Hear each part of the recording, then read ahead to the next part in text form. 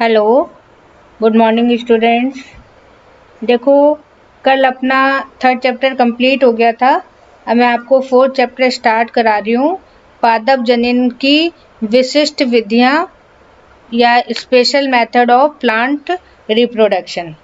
अपन ने देख लिया कि अभी तक एक तो वेजिटेटिव प्रोपेगेशन होता है, सेक्सुअल रिप्रोडक्शन होता है, एसेक्सुअल रिप्रोडक्शन होता है, लेकिन इनके अलावा भी कुछ प्लांट्स में थोड़ा सा अलग अलग मेथड भी पाया जाता है। हालांकि हैं रिलेटेड उसी तरीके से, लेकिन फिर भी थोड़े से अलग होते हैं, इसलिए इनको अपन क्या बोलते हैं, विशिष्ट विधियां या स्पेशल मेथड। अब इसमें सबसे जो इम्पोर्टेंट चीज क्या है कि एक तो इसमें फर्टिलाइजेशन नहीं होता है, और कुछ जो ऐसी होती हैं जिनमें कि मियोसिस डिवीजन भी नहीं होता है। तो इसलिए जो इनको थोड़ा सा अपन ने अलग रखा है। और आपके कोर्स में यहाँ पे 4 स्पेशल मेथड है। असंगजनन है, एपोमिक्सिस, अनिषेक बीजता, एगेमोस्पर्मी, सूक्ष्म प्रवर्धन, माइक्रो प्रोपेगेशन और कायिक प्रवर्धन, वेजिटेटिव प्रोपेगेशन। तो ये यहाँ पे आपके 4 मेथड हैं। तो अपन पहले स्टार्ट कर रहे हैं इसको किससे, असंगजनन या एपोमिक्सिस। अब यहाँ पे देखो, ये जो है इसका स्टडी सबसे पहले हैंस विंकलर ने 1908 में की थी, 1908 में। और इन्होंने कहा था कि जब सामान्य स्थिति में सेक्सुअल रिप्रोडक्शन ना हो और उसकी जगह कोई और क्रिया द्वारा फल का निर्माण होता है या बीज का निर्माण होता है, तो उसे अपन क्या बोलते हैं, असंगजनन। यानी कि ना तो उसमें मियोसिस डिवीजन हो, ना ही निषेचन क्रिया हो। तो ऐसे में अगर कोई प्लांट बनता है या ऐसा कोई फ्रूट बनता है, तो उसे अपन क्या बोलते हैं, असंगजनन। अब यहाँ पे देखो, अगर अपन देखते हैं तो यहाँ पे इसके 2 तरीके हैं।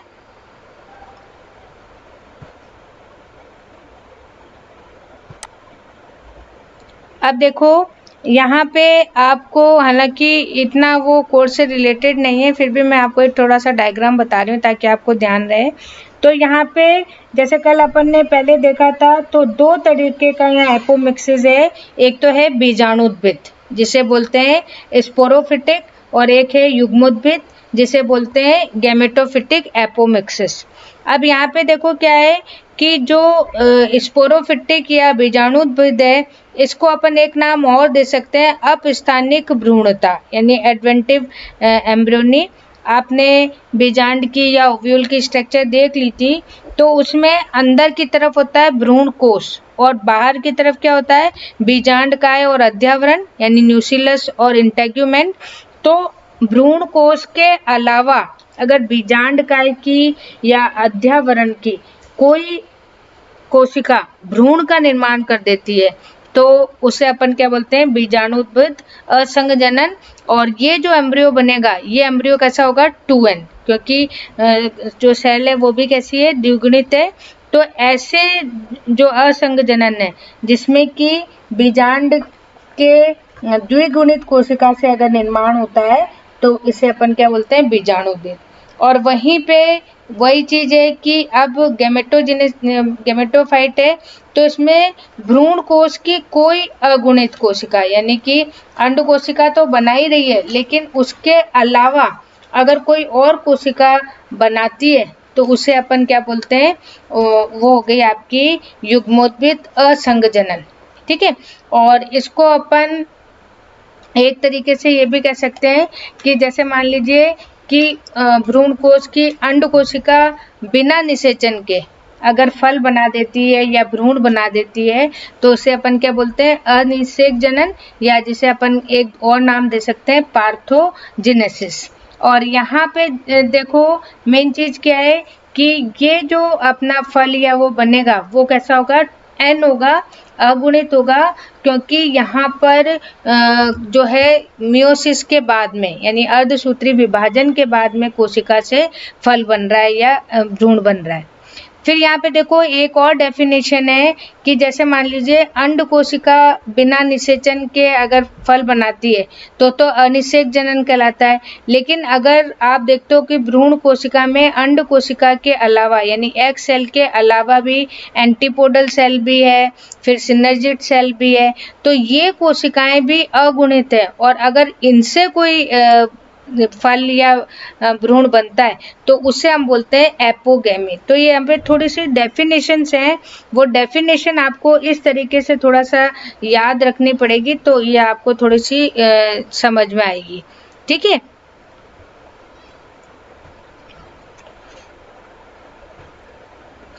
अब देखो आपको ये मैं डायग्राम दिखा रही हूँ, इसमें एक तो है एपोगेमी और एक है पार्थोजेनेसिस जो अभी मैंने आपको बताया था।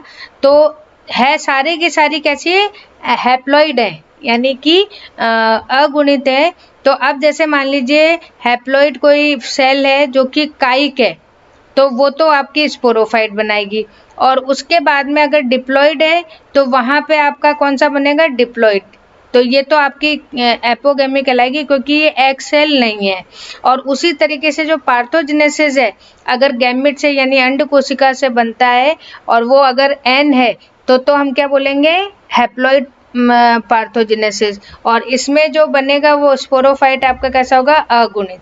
लेकिन अगर डिप्लॉइड पार्थोजेनेसिस है तो उसमें गैमेट है और वो गैमेट अगर फ्यूज हो गया तो ऑटोमिक्स हो गया तो वहाँ पे आपका स्पोरोफाइट कैसा बनेगा, द्विगुणित यहाँ पर बनेगा। तो ये कुछ है, थोड़ा सा आपको इस चैप्टर में कंफ्यूजन होगा, लेकिन आपको एप्रोप्रिएट यहाँ पे जो है उसकी डेफिनेशन देनी पड़ेगी।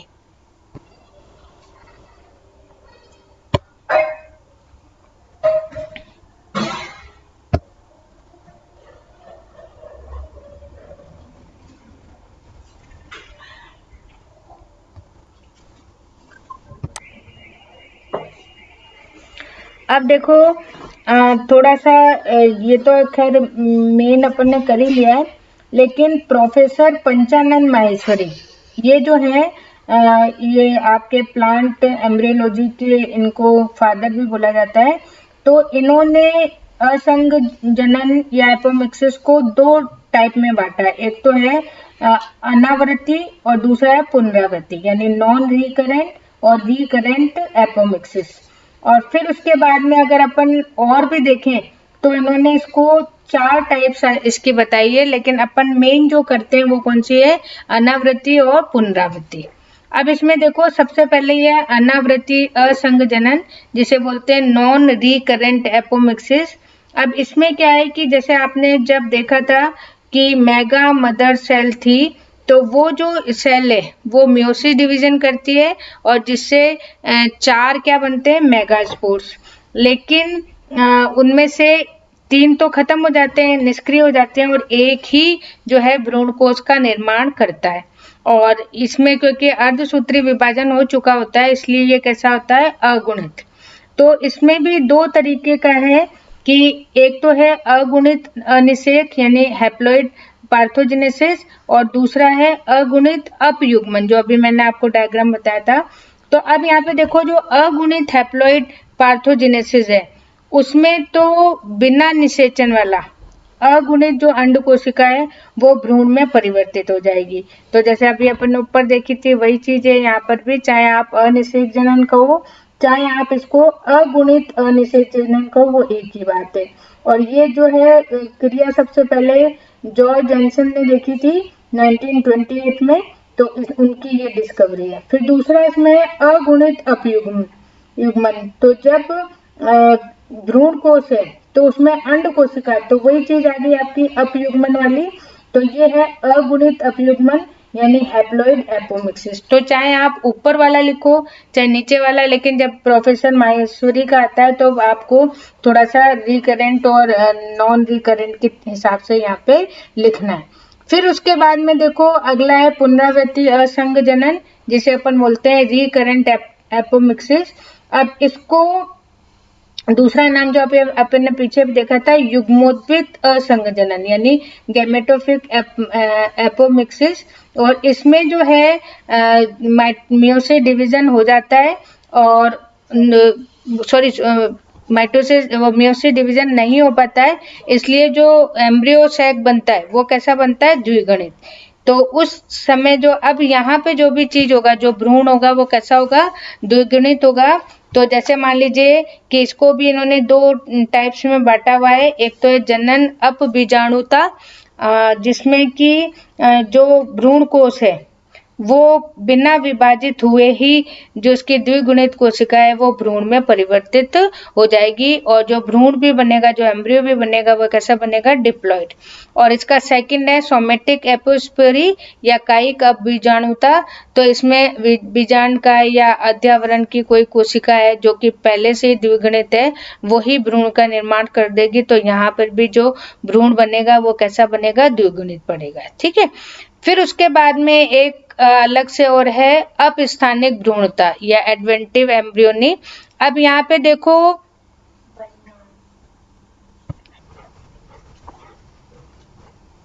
अब देखो यहाँ पे मैं करवा रही हूँ एडवेंटिव एम्ब्रियोनी। अब एडवेंटिव एम्ब्रियोनी क्या है कि ये भी एक तरीके से जो अभी आपने कायिक बीजाणुता देखी थी उसी तरीके से है कि बीजांड की कोई भी द्विगुणित कोशिका अगर अपस्थानिक मतलब भ्रूण का निर्माण करती है तो उसे अपन क्या बोलते हैं, अपस्थानिक भ्रूणता। अपस्थानिक वर्ड आप पढ़ चुके हो, एडवेंटियस रूट, एडवेंटियस स्टेम। तो उसी तरीके से जो है यहाँ पर भी क्या है कि अंड कोशिका या भ्रूण कोश के अलावा कोई कोशिका यहाँ पे डेवलप हो रही है और वो भ्रूण बना रही है। तो ऐसे कई अपने पास में एग्जाम्पल हैं, जैसे सिट्रस फूल है, नींबू वगैरह है, मैंगो है, या फिर अगर अपन जिम्नोस्पर्म में देखें तो साइकस वगैरह है। तो उसमें एक से ज्यादा भ्रूण बन जाते हैं। कभी कभी आप देखो नींबू में आपको एक ही बीज दो भागों में बटा हुआ दिखाई देता है। तो ये क्रिया सिट्रस कुल में या नींबू कुल में बहुत अधिकता से पाई जाती है। तो इसमें इसको आप अपस्थानिक भ्रूणता, और अभी जब आप पॉली एम्ब्रियोनी आगे पढ़ोगे तो वहां पे भी यही चीज आएगी। फिर एक कायिक असंगजनन। तो कायिक असंगजनन थोड़ा सा अलग है। जैसे अपन ने स्टार्टिंग में बल्बिल्स पढ़े थे या प्रोपेगल्स पढ़े थे, तो वही चीज है यहाँ पे कि पुष्पों के अलावा अगर कोई अन्य जनन भाग है तो वो अगर नए पौधे का निर्माण कर देता है तो उसे अपन क्या बोलते हैं, वेजिटेटिव एपोमिक्सिस। तो ये यहाँ पे इस तरीके से कुछ एग्जाम्पल्स वगैरह दे रखे हैं। फिर उसके बाद में अपन देखते हैं, अब देखो फिर है इम्पोर्टेंस ऑफ एपोमिक्सिस कि क्या क्या महत्व है। तो इसमें सबसे पहली बात तो क्या है कि इसमें मियोसिस डिवीजन नहीं होता है, तो इसलिए कोई डिफरेंस नहीं होगा। और जो भी पौधे या फल या जो भी बनेगा वो 100% मात्र पादप जैसे, जो अपन ने जिसकी कोशिका ली है उसके जैसे बनेंगे। तो ऐसी स्थिति में अपन इन पौधों के क्लोन तैयार कर सकते हैं इस विधि द्वारा। दूसरी चीज क्या है कि जैसे मान लीजिए कि कोई पौधा है, उस पौधे के हमें लक्षणों को बढ़ाना है, तो उस स्थिति में अपन इस क्रिया को अपना सकते हैं ताकि जो अच्छे लक्षण है वो लगातार यहाँ पर बढ़ते जाए। फिर उसके बाद में अब जैसे मान लीजिए कि हम विभिन्न क्रियाओं द्वारा संकर बीज तैयार करते हैं, तो उन संकर या हाइब्रिड सीड्स जिसे बोलते हैं, तो उन्हीं को अगर हमें रेगुलर रखने हैं, अच्छे हमारे सीड्स तैयार हो गए, तो उस समय भी हम एपोमिक्सिस या इस क्रिया का काम में लेते हैं ताकि हमें अच्छे लक्षण यहाँ पे प्राप्त हो सके। अब देखो यहाँ एक छोटा सा टॉपिक और दिया हुआ है, अनिषेक बीजता या एगेमोस्पर्मी। हालांकि देखो आपको मैं इसमें भी दिखा रही हूँ कि वही चीजें जैसे रिकरेंट एपोमिक्सिस अपन ने पढ़ा है, उसी का दूसरा नाम क्या है, एगेमोस्पर्मी। तो जैसे मतलब एक बार एक दो बच्चों ने पूछा भी था, मैडम डेफिनेशन अलग अलग है या नाम अलग अलग है, तो वो उसमें आपको कंफ्यूज होने की जरूरत नहीं है। आप किसी भी चीज को आप आसानी से यहाँ पर लिख सकते हैं। तो यहाँ पे जैसे मान लीजिए कि कोई भी बीजांड है, उस बीजांड की अगर द्विगुणित कोशिका है यानी कि उसमें मियोसिस डिवीजन नहीं हुआ है, तो वो कोशिका बिना निषेचन, ना तो अर्धसूत्री विभाजन हो रहा है, ना ही इसमें निषेचन क्रिया हो रही है, यानी मियोसिस भी एब्सेंट है और यहाँ पे फर्टिलाइजेशन भी एब्सेंट है, लेकिन फिर भी एम्ब्रियो डेवलप हो रहा है, तो इसे अपन क्या बोलते हैं, अनिषेक बीजता या एगेमोस्पर्मी। और ऐसी कंडीशन में जो भी फल बनेगा, जो भी वो बनेगा, वो पूरा का पूरा कैसा होगा, अपने मातृ पौधे की तरह, यानी 100% कैसा होगा, अपने पेरेंट्स जो प्लांट है उसकी तरह यहाँ पर होगा। उसके बाद में देखो, अब देखो इसमें एक और टॉपिक अपन कर लेते हैं, सूक्ष्म प्रवर्धन या माइक्रो प्रोपेगेशन। अब ये जो प्रोसेस है, ये प्रोसेस कब किया जाता है, ये मान के चलो ये बिल्कुल आर्टिफिशियल है, कृत्रिम रूप से लैब में किया जाता है और ऐसे पौधों के लिए किया जाता है जो या तो विलुप्त हो चुके हैं या औषधीय प्लांट होते हैं, या फिर जैसे मान लीजिए कि जिसको हमें अत्यधिक मात्रा में उगाना है, हमारे यहाँ अनुरूप नहीं है, तो इस तरीके से जो पौधे हैं उन पौधों के लिए ये किया जाता है। और इसमें जैसा आप डायग्राम में भी देख रहे हो कि कृत्रिम माध्यम लिया जाता है और उसके अंदर पौधे की कोई भी कोशिका भी ले सकते हैं, जीव द्रव्य भी ले सकते हैं, ऊतक भी ले सकते हैं, अंग भी ले सकते हैं, उनको एक कृत्रिम माध्यम में। और जब अपन अभी बायोटेक्नोलॉजी वाला चैप्टर पढ़ेंगे तो वहाँ पे आपका आएगा संवर्धन माध्यम या कल्चरल मीडियम, और वो होता है एमएस स्कूग का, ठीक है, मुरासिक और स्कूग हैं एक, उनका ये मीडियम है, उसमें इसको तैयार करते हैं। और इस मीडियम में जो है कुछ ऑर्गेनिक सब्सटेंस होते हैं, कुछ अपन एलिमेंट्स डालते हैं, मेजर और माइनर, विटामिन्स होते हैं, सुक्रोज होता है, कुछ हार्मोन्स होते हैं जैसे ऑक्सिन का साइटोकाइनिन, तो उसके अंदर अपन कृत्रिम रूप से जो है अंग भी बना सकते हैं, कोशिका का समूह भी बना सकते हैं, और जो ये कोशिका का समूह बनता है उसको अपन क्या बोलते हैं, कैलस। तो ये इस तरीके से ये काम किया जाता है और ये कम समय में अधिक उत्पादन वाला, प्लस इसमें किसी प्रकार का कोई रोग नहीं होता है, ये सारी चीज़ें इसमें जो है बहुत अच्छी होती हैं। तो इससे अपन ऐसे पौधे तैयार करते हैं जिनको हम प्राकृतिक रूप से काम नहीं बना सकते, तो जैसे ऑर्किड है, ग्लैडियोलस है, क्राइसैंथेमम है, तो इन प्लांट्स को जो है यहाँ पे इजीली किया जा सकता है। या फिर जैसे मान लीजिए कोई रोगी प्लांट है तो उसको भी अपन यहाँ पे रोग रहित करके तैयार कर सकते हैं। तो लेकिन यहाँ पे भी बस थोड़ा सा इंट्रोडक्शन है, डिटेल में अपन माइक्रो प्रोपेगेशन किस में पढ़ेंगे, टिश्यू कल्चर सिस्टम, ठीक है। तो अब यहाँ पे ये आज मैं इतना ही करा रही हूँ, थोड़ा सा ही चैप्टर बचा हुआ है, फिर अपन इसको कल मैं इसको कंप्लीट करवा दूंगी, ठीक है। Okay, thank you.